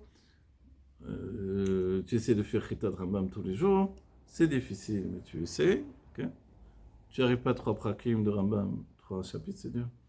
Alors parce que surtout quand tu es en retard, les 3 ils deviennent 6, les 6 deviennent 9. Après, je te je disais dans la rue, moi. Oh là là. Maintenant, j'en fais qu'un, au moins je le fais. Donc quand tu en fais un et que tu vas louper un jour ou 2 jours, ça fait 3 prakim, donc ça va. Mais celui qui n'arrive même pas, alors qu'il fasse c'est faire un mitzvot. Enfin, quelque chose de Ikar, soit dans le wagon qui va vers la Géoula, dans le train qui va vers la Géoula. C'est ça ce que les rabbis voulaient. Soit toujours avec la main sur sur la poignée de la porte du wagon du rabbi. Vous connaissez cette image-là, des chassidim. Bien qu'on dit que les chassidim disaient que la connaissance que l'on a du rabbi, c'est comme une vache qui voit passer un train. Comme ça, on connaît le rabbi. Une vache qui va passer un train. Je sais pas à quoi elle doit penser une vache quand elle va passer un train, mais c'est comme ça qu'on regarde le rabbi. Quand le rabbi passe au 770, on fait le shvil, on est comme des vaches qui vont passer un train. Donc on nous dit au moins, accroche-toi à la poignée de la porte du wagon du rabbi pour voyager avec lui. C'est ce qu'on fait, quoi. Tout ça, ce que je viens de dire, on rigole tout ça, c'est le sentiment de Betty. C'est-à-dire qu'en vérité, j'ai pas de lumière de moi-même. Et que on pourrait, si on est un peu honnête avec nous-mêmes, nous dire, si c'était pas le rabbi, peut-être que je serais pas religieux, c'est tout, j'aurais tout abandonné, ou un truc comme ça, quoi. Ou qu'est-ce que j'aurais fait? Vous voyez? C'est-à-dire, qu'est-ce qui m'aurait tenu suffisamment de temps? C'est le rabbi. Parce que le temps, la tchouva, ok, au début on est tout chaud, tout nouveau, tout beau, on dit, on a enflammé, etc. On pense que le monde de la religion, c'est merveilleux, ça va sauver la République. Et puis petit à petit, on voit que le bateau est troué de tous les côtés, que c'est pas facile, et qu'il y a du bien et du mal mélangé. Donc qu'est-ce qui nous tient au bout du compte d'être attachés toujours à la Torah, de continuer C'est ça, c'est ces livres que l'on étudie, c'est la Torah du rabbi, des Ce qui te rabbis. fait tenir, c'est d'être annulé complètement à ton rabbi. Et Ça oui, te c'est fait... Oui, le complètement, il me fait Non, complètement un peu annulé, peur, parce c'est-à-dire que sinon, Dieu tu connais pas, le rabbi connaît Dieu, c'est c'est bon, Dieu sur voilà. terre, c'est pas mon problème. J'avance selon le rabbi. C'est-à-dire, moi si je fais une halte, je peux aller au Buanacana, là, je sais pas quoi, là, dans leur truc. Là. Copacabana. C'est quoi, je sais pas où, là, leur truc. Là. Alors, voilà, tout ce que l'on a dit, le niveau de Betty, on se rend compte qu'on le connaît. On le connaît et ça correspond à notre génération en particulier, où on est un nain sur les épaules des géants. Donc, ce petit nain que nous sommes, on peut se dire, mais notre génération avant la Géoula, tu rigoles ou tu plaisantes? Non, c'est ça ce que on nous a annoncé. Et s'il n'y avait pas les prophéties de la génération de la Géoula, peut-être qu'on n'aurait pas cru nous-mêmes, que même les rabbanim nous auraient dit, vous rêvez. Mais comme Maseret Sota, elle avait bien avancé, et puis les sages avaient dit qu'elle ne vienne pas de mon temps, parce qu'on a des enfants qui se révoltent contre les parents, on a parlé de ça. Donc, évidemment, c'est maintenant, c'est pas une autre génération qui était comme ça n'existait pas avant. Cette génération-là, extraordinaire et terrible, c'est la nôtre. Ça nous fait penser un peu à la sortie d'Égypte. La génération de la sortie d'Égypte, ils étaient merveilleux et terribles en même temps, quoi. Des grandes âmes et puis des catastrophes. Quand ils demandent la viande, quand ils se plaignent à droite, quand ils se plaignent à gauche, on se dit, qu'est-ce qu'ils ont ceux-là? C'est exagéré, quoi. Ça veut dire qu'actuellement, il y a des grandes âmes alors? Non, justement, aujourd'hui, on est des petites âmes, mais on est attaché à ces grandes âmes-là. Et souvent, je vous ai dit que sur le même sujet, là, il y a d'autres Mahamari, mais le Rabbi parle de ces sujets-là. les traite d'une autre manière, ou... enfin, il faut aller au bout là ici, mais il y a l'idée que la Géoula ne vient que dans une génération où on est tous des tzadikim, ou tous des Rechaim. C'est l'un de moi qui aborde ce sujet en longueur, et le Rabbi le reprend. Et finalement, le Rabbi nous dit que ça n'existe pas à ce niveau-là. Parce qu'il est écrit En Sadik Baaretz Sheosetov Elo Yerta. Il n'y a pas de tzaddik sur la terre qui fait du bien et qui ne faute pas. Donc, tous des tzaddikim, comment on peut se considérer comme un tzaddik soi-même? Ou alors tous des Rechaim. Comment on n'a pas le droit? Mais non, parce qu'il est dit Ve poché Israël melim mitzvot kariman. Même les bandits, les voyous du peuple juif, c'est une image que Dieu préserve, sont remplis de mitzvot comme le rimon. Comme une grenade, ouais. Et il y avait même quelqu'un qui avait dit au Rabbi, je ne comprends pas comment c'est possible qu'on les appelle, qu'on explique. Il était passé devant le Rabbi Odonar, il avait dit, Rabbi, comment on peut expliquer que ils sont, non, comment il avait dit? Ah ouais, ils sont pochés Israël et ils sont remplis de mitzvot comme une grenade. Comment c'est possible? Le Rabbi dit, moi aussi j'avais toujours la même question.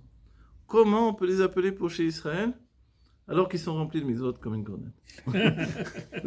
Tout dépend comment tu vois la chose. C'est vrai, finalement, on peut les appeler comme ça. Voilà. Ça, c'est la vision du Rabbi. Et ça, c'est merveilleux. Et c'est vraiment notre génération, mais on n'est pas non plus des bandits.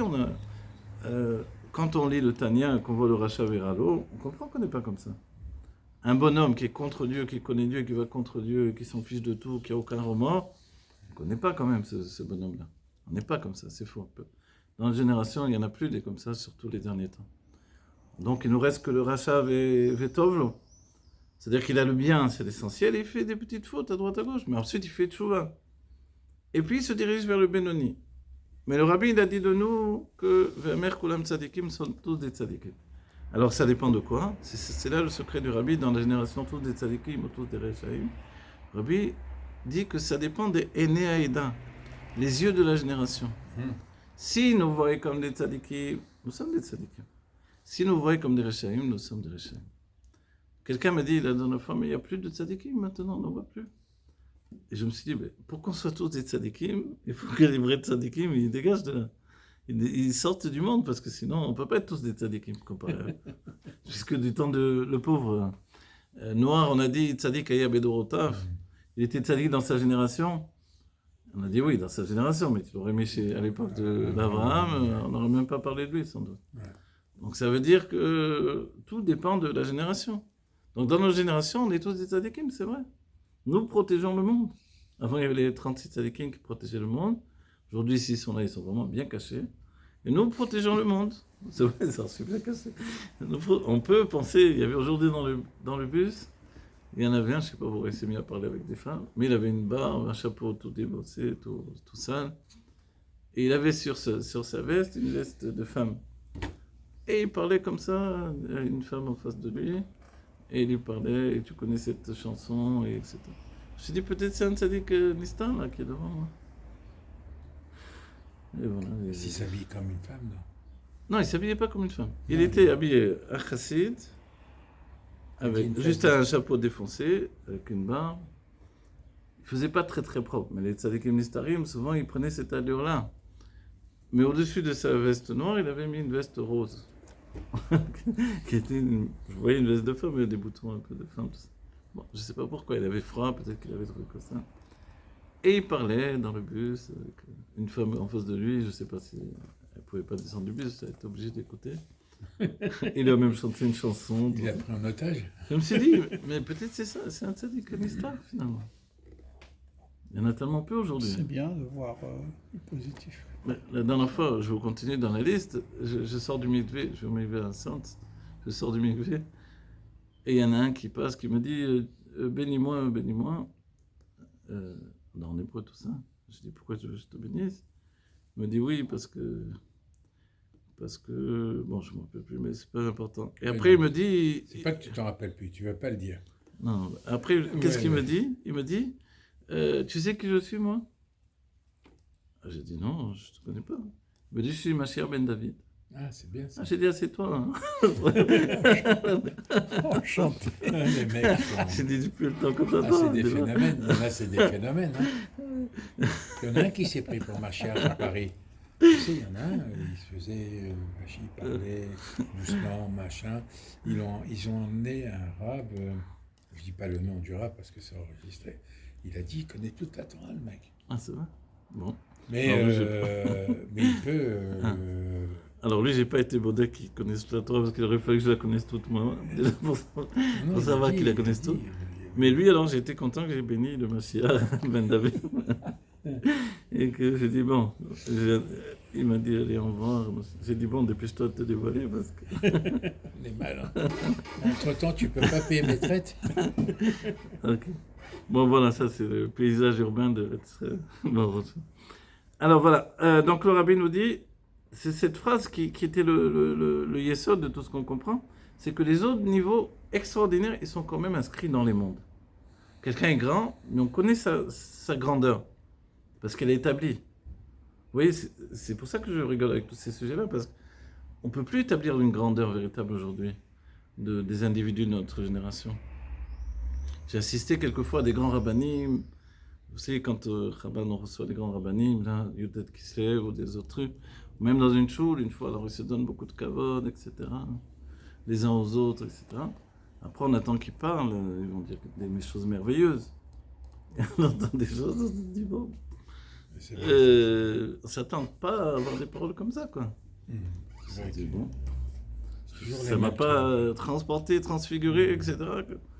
Alors qu'une phrase dans un livre je sais pas moi, bon, évidemment, on peut pas comparer, mais un petit enseignement d'un sage, ça te bouscule profondément. Et là, au lieu de profiter de donner quelque chose qui va te... C'est pas évident non plus de l'exprimer. Aussi, Non, faut je sais, mais savoir. on s'attend pas qu'un grand, Il faut quelqu'un qu'on met savoir, tellement en avant, il te dit des trucs C'est comme que ça. c'est un grand, il a aussi ce côté Ouais. savoir exprimer. C'est le Parce que- problème, les ouais. grands, ils sont grands par rapport à qui, à quoi. Il y a je te dis, le Rav Pesner, quand il était à l'Eshiva, là, Aix-en-Provence, là-bas. Non, mais vas-y, on va pas trop dire. Bon, même Ah pas, ouais, non, bon, il oui. y a des amis tous Non, KO. bien hein, sûr, là-bas. il connaissait vraiment par cœur les livres et les gmarotes. Oui, non, mais c'est-à-dire, quand lui-même, il dit, quand il y a un Rav, il parle à travers ses lunettes, il ne faut pas l'écouter. Ou il dit des choses du rabbi, ou d'un rabbi, tu comprends? Ouais, Là, tu as tu peux raison. écouter, c'est... Ouais, tu as raison. C'est sûr que quand on est habitué à la Torah du monde de Hatzilut, pas te rapporter une petite Torah comme ça, ça fait bizarre. Parce que nous, même les enfants, on leur fait répéter cette Torah-là. Un enfant qui dit Mayan Chai, c'est plus intéressant qu'entendre un adulte qui te dit un truc. Mais des fois, oui, ils disent des trucs, bien sûr, des histoires intéressantes, ou des choses. Je ne veux pas dire que, bien sûr, mais quand tu entends tellement d'évocations de grandeur d'une personne, tout ça, tu entends des choses merveilleuses. Et tu n'entends pas ça choque un peu. Et c'est ça la génération où on est tout petit. Et un autre point que je rajoute, parce que tout ça, c'est pas de grief contre un Israël, au contraire, on est merveilleux, c'est que chez les chassidim, on dit qu'on ne donne pas trop de kavod aux rabbanim. Ouais. Alors que dans d'autres chitotes, voilà, j'ai dit justement, alors là, c'est le grand kavod, voilà. On dit pourquoi? Parce que on considère qu'on vit toujours à proximité du rabbi, que le rabbi est toujours avec nous. Donc devant le rabbi, on est tous au même niveau. Derrière le rabbi, là, il y avait des grands rabbinim peut-être, je ne sais pas qui y avait, bon, il y avait vraiment des grands rabbinim, mais des fois il y avait, on ne sait pas qui y avait derrière le rabbi, il y avait des... Mais comment vous dire, quand on est devant le rabbi, on est tous au même niveau. Ouais. Devant le roi, les ministres ou le balayeur de la rue, ça ne change rien. Ouais. Et c'est ça, donc on donne le kavod, bien sûr, on va pas taper sur la... Mais pas plus qu'il n'en faut, quoi. C'est un chassid, on est au même niveau devant le rabbi, on fait chacun de notre mieux. On étudie la même Torah. Lui s'est spécialisé par exemple dans la halacha, l'autre s'est spécialisé plus dans le chassidou, dans la kabbalah. Ok. Mais on est tous au même niveau devant le rabbi. Et même une femme qui étudie la Torah, qui aujourd'hui connaissent tellement, c'est pas des niveaux, on va dire, oh, moi, à côté d'elle, je suis très très élevé. C'est pas vrai, c'est plus vrai. Peut-être c'était avant, maintenant c'est fini. Donc c'est ça cette génération, où on est tous vraiment au même niveau, on est bêtis. On n'a pas de lumière de nous-mêmes faut nous éclairer d'une lumière qui vient d'en haut, en fait. Qui nous habille, on s'habille de cette lumière. On se nourrit de cette lumière. Mais après, elle ne nous appartient pas. Tu vois pourquoi? Parce qu'après, on retourne à notre vie, notre univers quotidien. Où... Ça fait un peu comme Non, le pénètre, rab. Bravo, Eliezer. moi, j'attendais que tu dises quelque chose. Tu as dit quoi? Il a dit, mais elle pénètre. Ah. Et nous, on doit la faire entrer dans notre univers du quotidien. C'est là où on est des chassidim. C'est ça la chassidut. Ouais. Pas que... J'attendais de voir comment vous allez être... Mais ça fait un peu comme Rabbi Eliezer qui dit qu'il n'a jamais dit qu'il y a une halakha qu'il n'a pas entendu. Ça fait un peu comme ça, c'est vrai. Non, ça ne veut pas dire que le rabbi il attend de nous qu'on ne dise rien du tout. Là. Non, mais tu as raison, c'est vrai, ça ressemble à ça. Bah, tu peux le fait de... tu as raison, ça ressemble à Rabbi Eliezer. Le début et la fin se rejoignent finalement. Ouais. C'est vrai qu'entre-temps, il y a eu l'époque, on en a parlé la semaine dernière, de Rabban Gamiel et tous les sages de Yavne avec ce four entouré de serpents. C'était... Ouais. Une histoire terrible, mais Rabbi Yoshua qui s'est opposé à Rabbi Eliezer, ils étaient deux amis, c'était les deux élèves de Rabban Yochanan de Zakkai. C'était vraiment eux-mêmes qui l'ont aidé à sortir de Yerushalayim, l'histoire avec le cercueil, pour donner vie à Yavne, c'est-à-dire transporter le judaïsme en dehors du Beth Amikdash, parce qu'on ne savait pas vivre en dehors du Beth Amikdash. Il n'y avait pas de maison de prière, il y avait pas... tout était organisé sur le Beth Amikdash. Donc, après, s'il n'y a plus de Beth Amikdash, qu'est-ce qu'on fait? Il a organisé cette vie de judaïsme, et ça a été foisonnant de vie, etc. Donc, les deux élèves principaux, c'était Rabbi Eliezer ben Orkeno, c'est Rabbi Yoshua. Et quand il y a eu la controverse où Rabbi Yoshua s'est opposé à Rabbi Eliezer, et qu'il a été le moyen qui a amené à le retirer finalement de la ligne. Dur, Rabbi Eliezer. Il était dur. Il était dur, mais comment il le considérait? Il le considérait comme l'égal de Moshe, en fait, le plus grand. Rabbi Yoshua, il embrassait la pierre où il s'asseyait pour enseigner la Torah. Rabbi Eliezer était beau, il était grand. Il avait vraiment... C'était le beau-frère de Rabbi... de Rabban Gamiel. Mais Rabbi Yoshua aussi, c'était le beau-frère de Rabban Gamiel. Ah bon, c'est vrai? En fait, si je ne me trompe pas, hein, mais... Ils s'étaient mariés en famille parce que c'était finalement des... Mais... parce que nous, on peut penser, alors ils étaient ennemis. Ils n'étaient pas du tout ennemis, ils étaient vraiment amis. Mais comment ça a mené à cette échange? Pour la vérité c'est-à-dire que l'idée était que la halakha va d'après la majorité. Même si la majorité a moins de connaissances que l'autre. Même si lui, il a une vérité que les autres n'ont pas eu accès à cette vérité-là, la halakha va d'après la majorité. Et comme Rabbi Eliezer s'est opposé à ça, ils se sont mis tous contre lui.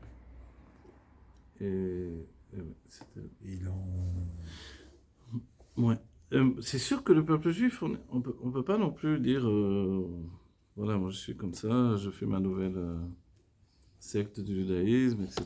Et ça va c'est marcher. C'est pour ça qu'il y a eu ça, c'est un enseignement aussi pour oui, et oui, c'était l'époque, il y avait la secte des chrétiens et des tas de sectes, etc. Donc c'est sûr qu'il fallait entourer le judaïsme, le renforcer, Bon, ok, alors nous, on est sur le point de Betty. Et qu'est-ce qu'on va rapporter de plus que le rabbi nous dit? Ve'amala de Betty, il nous dit, en sautant la parenthèse, I be'inyan bitul. C'est le sujet du bitul. On a dit qu'est-ce que le bitul? C'est qu'il se soumet à ce qui est plus élevé que lui.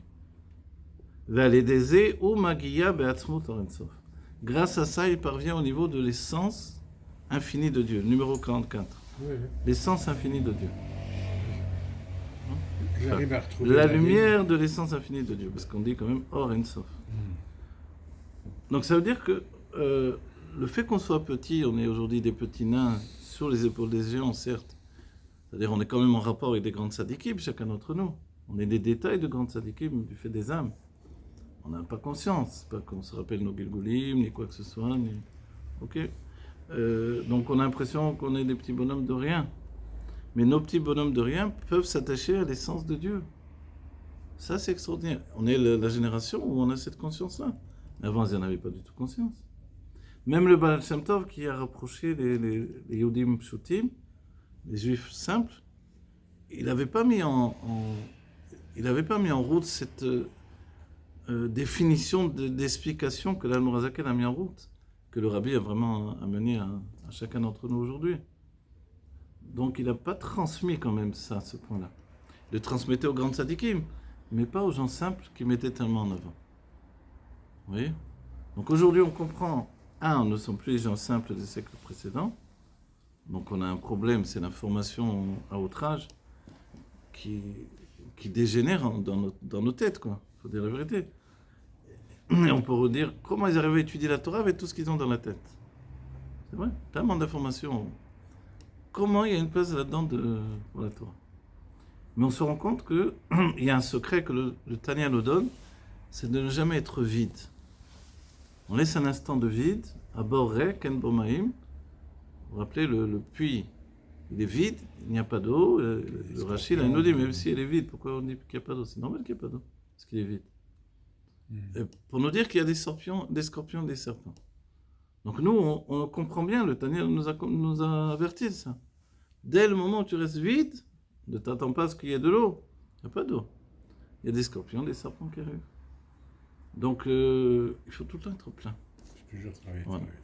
Dès le moment où tu es vide, c'est fichu. Même on va dire, mais oui, mais il y a des instants où on est obligé de travailler, de faire des choses. Mais vas-y. Grâce à Dieu, j'ai des tas d'élèves qui me disent, qu'est-ce qu'ils font? Ils écoutent les cours sans arrêt. Il y a des gens qui écoutaient des vingtaines de fois le même cours. Je ne sais pas comment ils font. Ils ne supportent pas tant de fois que ça. Mais ils écoutent tant de fois. Parce qu'ils veulent étudier, vraiment avancer dans l'étude. C'est merveilleux. Etc., etc. Donc on n'est plus une génération où on a tellement de facilité à avoir la Torah qu'on veut.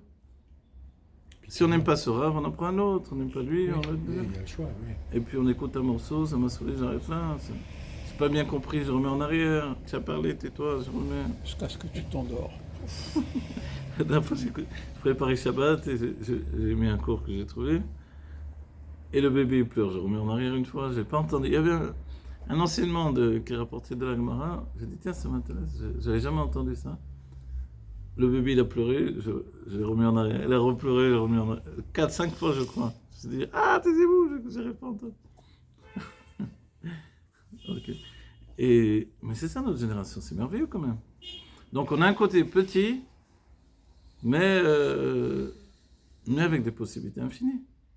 Peut-être qu'on n'a jamais étudié la Torah autant que notre génération. Puisqu'on n'avait jamais eu des textes comme ça. On n'a jamais eu accès à une telle Torah, une telle richesse. C'est-à-dire, en d'autres termes, à des conclusions de Torah aussi. Parce que c'est la conclusion, puisque c'est la fin. Oui, et donc, c'est un autre niveau. Et même dans la Chassidut, vous vous rappelez, il y a la notion que après Arbaïm Shana, après 40 ans, l'élève arrive à Data des Rabbis. Il arrive au date de son maître. Donc finalement, même si on va dire, mais ça fait des années que tu étudies les mamarim. Il y avait des années où j'étudiais tous les jours un mamar nouveau. On va dire, on va dire, bon, mais bien sûr, mais non, vous ne vous rendez pas compte que il faut des années pour commencer à y comprendre quelque chose en fait. Mais avant aussi, tu disais que tu comprenais. Je comprenais au niveau d'avant. Maintenant, je comprends au niveau de maintenant. C'est-à-dire que je comprends tout ce que je ne comprends pas en fait. Mais je comprends plus. Vous comprenez? On découvre. Et c'est merveilleux.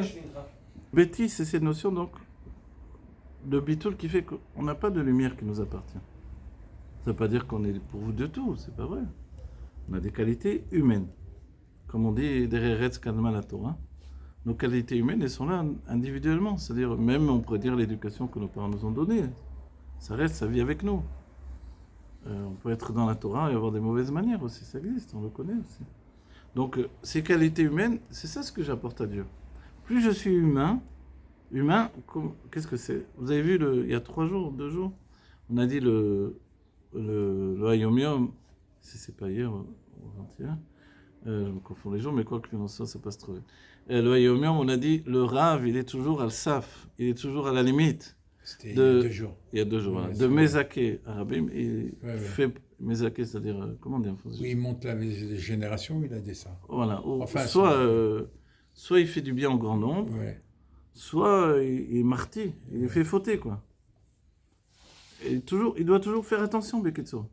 Si tu es tranquille, tu pars sans te soucier de rien, alors là, oui, c'est grave, parce que si tu te soucies de rien, il peut y avoir des mauvaises choses qui vont sortir, parce que on est souvent un mélange de bien et de mal. Au moins, aie le souci. Voilà. Sois soucieux de transmettre du bien.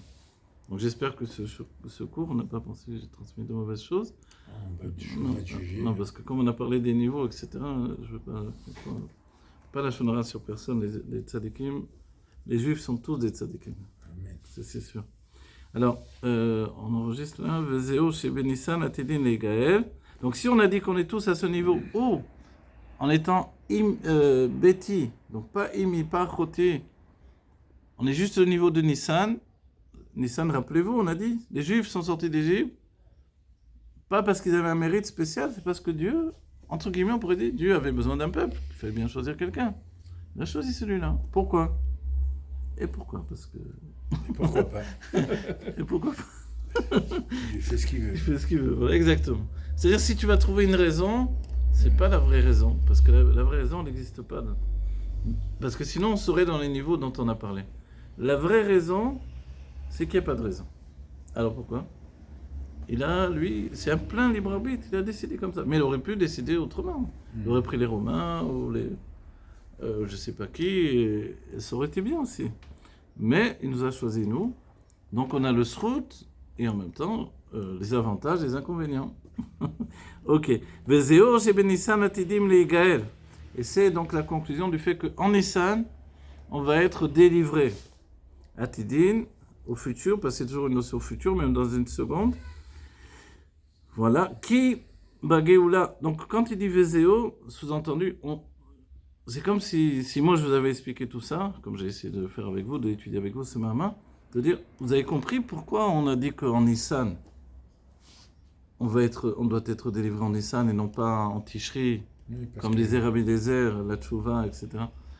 C'est vrai, la tchouva c'est formidable, mais quand la tchouva elle a un niveau chez la personne dont il a conscience, alors ça, déjà on perd de la qualité de la tchouva en fait.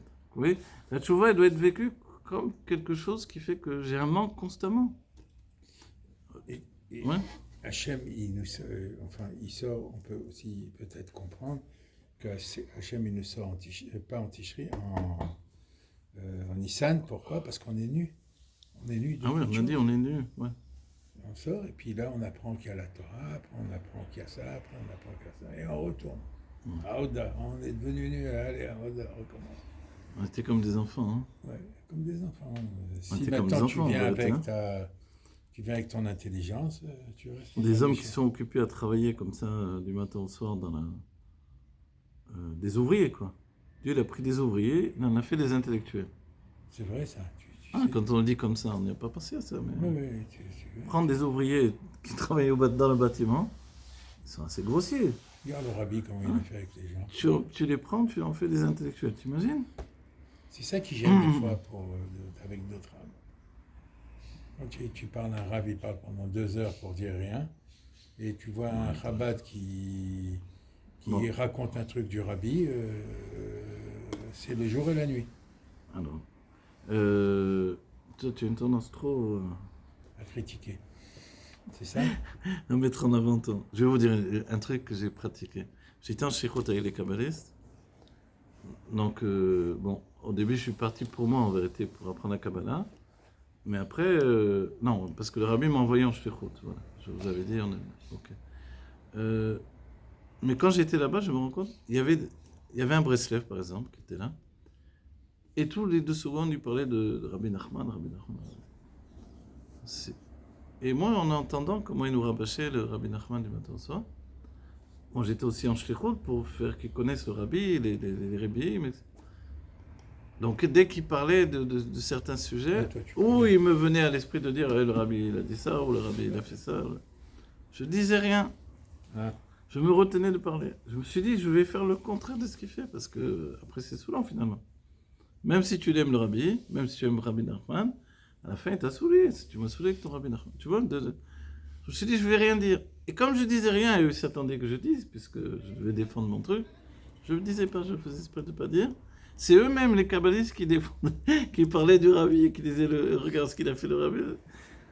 Et en fait, c'est aussi ça la vie. Être capable de retenir les choses que tu veux exprimer, parce que finalement, tu n'as pas besoin de défendre ce qui est la qualité extraordinaire On ne défend pas le rabbi. On touche pas au Rabbi. touche pas au Kisbish, quoi. Non, pas. Je sais pas ce que c'est. Tu veux, Alors. dans un sujet, là, tu Alors regarde, Vermala de Betty, c'est quoi la grandeur de Betty? Chez Elo Michel Atzmo Klum, Ve'urak Mekabel Milemala. Il n'a rien de lui-même, il reçoit tout d'en haut. I Beinyan Abitul, Ve'aledeze Umagia Be'atzmo Torensov, Ve'zeo chez Benissan Atidin et Gaël, qui ba Geoula Tida, car dans la Geoula future d'aujourd'hui, Iye Gilou Yatzmo Torensov. Il va y avoir le dévoilement de l'essence de la lumière infinie. Des Gilou Izé ou Aledé Abitul, ceux de Abitul. Que ce niveau-là, on ne l'atteint que par le bitoul. Il n'y a pas d'autre... Bitoul, c'est les lettres même, on dit de tachlit en fait. Il n'y a pas d'autre possibilité de recevoir ça. Comment on est un réceptacle pour recevoir ce niveau-là de la Géoula? Le Orensov, c'est par le bitoul uniquement. Donc tous les niveaux qui établissent notre grandeur, comme les Tanaïm qui savaient qu'ils étaient grands. Donc d'un certain point de vue, ils ne pouvaient pas recevoir la Géoula parce qu'ils étaient trop grands. Si on peut dire, après coup, on dira ça, bien sûr. Donc nous, en sachant que, voilà, on n'est pas si grand que ça, donc on peut recevoir le guilouille de Hatzmo Torensov. Et c'est pour ça qu'on peut véhiculer des choses tellement grandes, parce qu'on est tout petit. Ça ne veut pas dire qu'on n'est rien, mais on n'a pas de lumière de nous-mêmes, en fait. On réfléchit à une lumière qui nous est donnée, qui nous est transmise. C'est ça dont on parle. Des Zéo Shebe Mashiach actifs, Ani verochev ala chamor, ani davka prinat beti. C'est pour ça que le Mashiach, il est dit, c'est pas un prince sur un cheval blanc flamboyant, c'est un pauvre sur un âne. Ah bon? Un pauvre sur un âne? Ça fait pitié, quoi. C'est quoi ce roi-là? Il arrive comme ça, un pauvre sur un âne. En fait, oui, l'âne, c'est le chomer, la matérialité du monde, le blanc. Mais évidemment, le rabbi a expliqué tout ça. Là aussi, je ne sais pas de moi. Le blanc, c'est le fait de le bitoul. L'Anne Morazaken, déjà dans le Torah, l'écouter Torah. Le blanc, c'est le liboun, comme on dit, le liboun il khata, etc. Il a clarifié la matière, il a travaillé sur la matière. C'est cette époque-là où on a tellement travaillé la matière que, voilà. On a pris du neft, du pétrole, on en a fait on a fait des ordinateurs avec ça. Qui l'eût cru? À un moment donné, c'était la mode, j'avais entendu la mode, ils disent qu'il y avait des Mekoubalim, ils sont venus de je ne sais pas d'où, des Mekoubalim, ils sont venus en France, et parce que l'âne de Mashiach est né. Ah bon? J'étais très étonné. L'âne de Mashiach, et là tu as réglé le problème, disons. Non, je ne sais pas. Non, mais je te dis ce que j'ai entendu par des gens que... Peut-être c'est moi, l'âne de Mashiach. Non, il y a une liste d'attente, s'il te plaît. Je fais la queue comme tout le monde. Il y avait une discussion entre Rabbi Yitzhak Ezik Miomir, c'était un tzaddik, vraiment un tzaddik du Tanya, et le Paritcher, Rabbi Hillel le Paritcher, qui était aussi un tzaddik du Tanya, qui avait atteint ce niveau de tzaddik.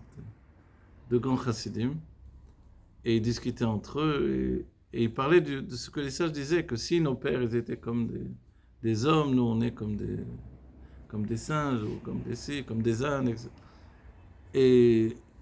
Et Rabbi Yitzhak Ezik Miomil, il a dit à Rabbi Hillel de Paris, il a dit, je t'envie, toi. C'est comme l'âne de Rabbi Pinchas de Yair. Vous savez, l'âne qui est... et il a dit, non, je suis pas à ce niveau-là.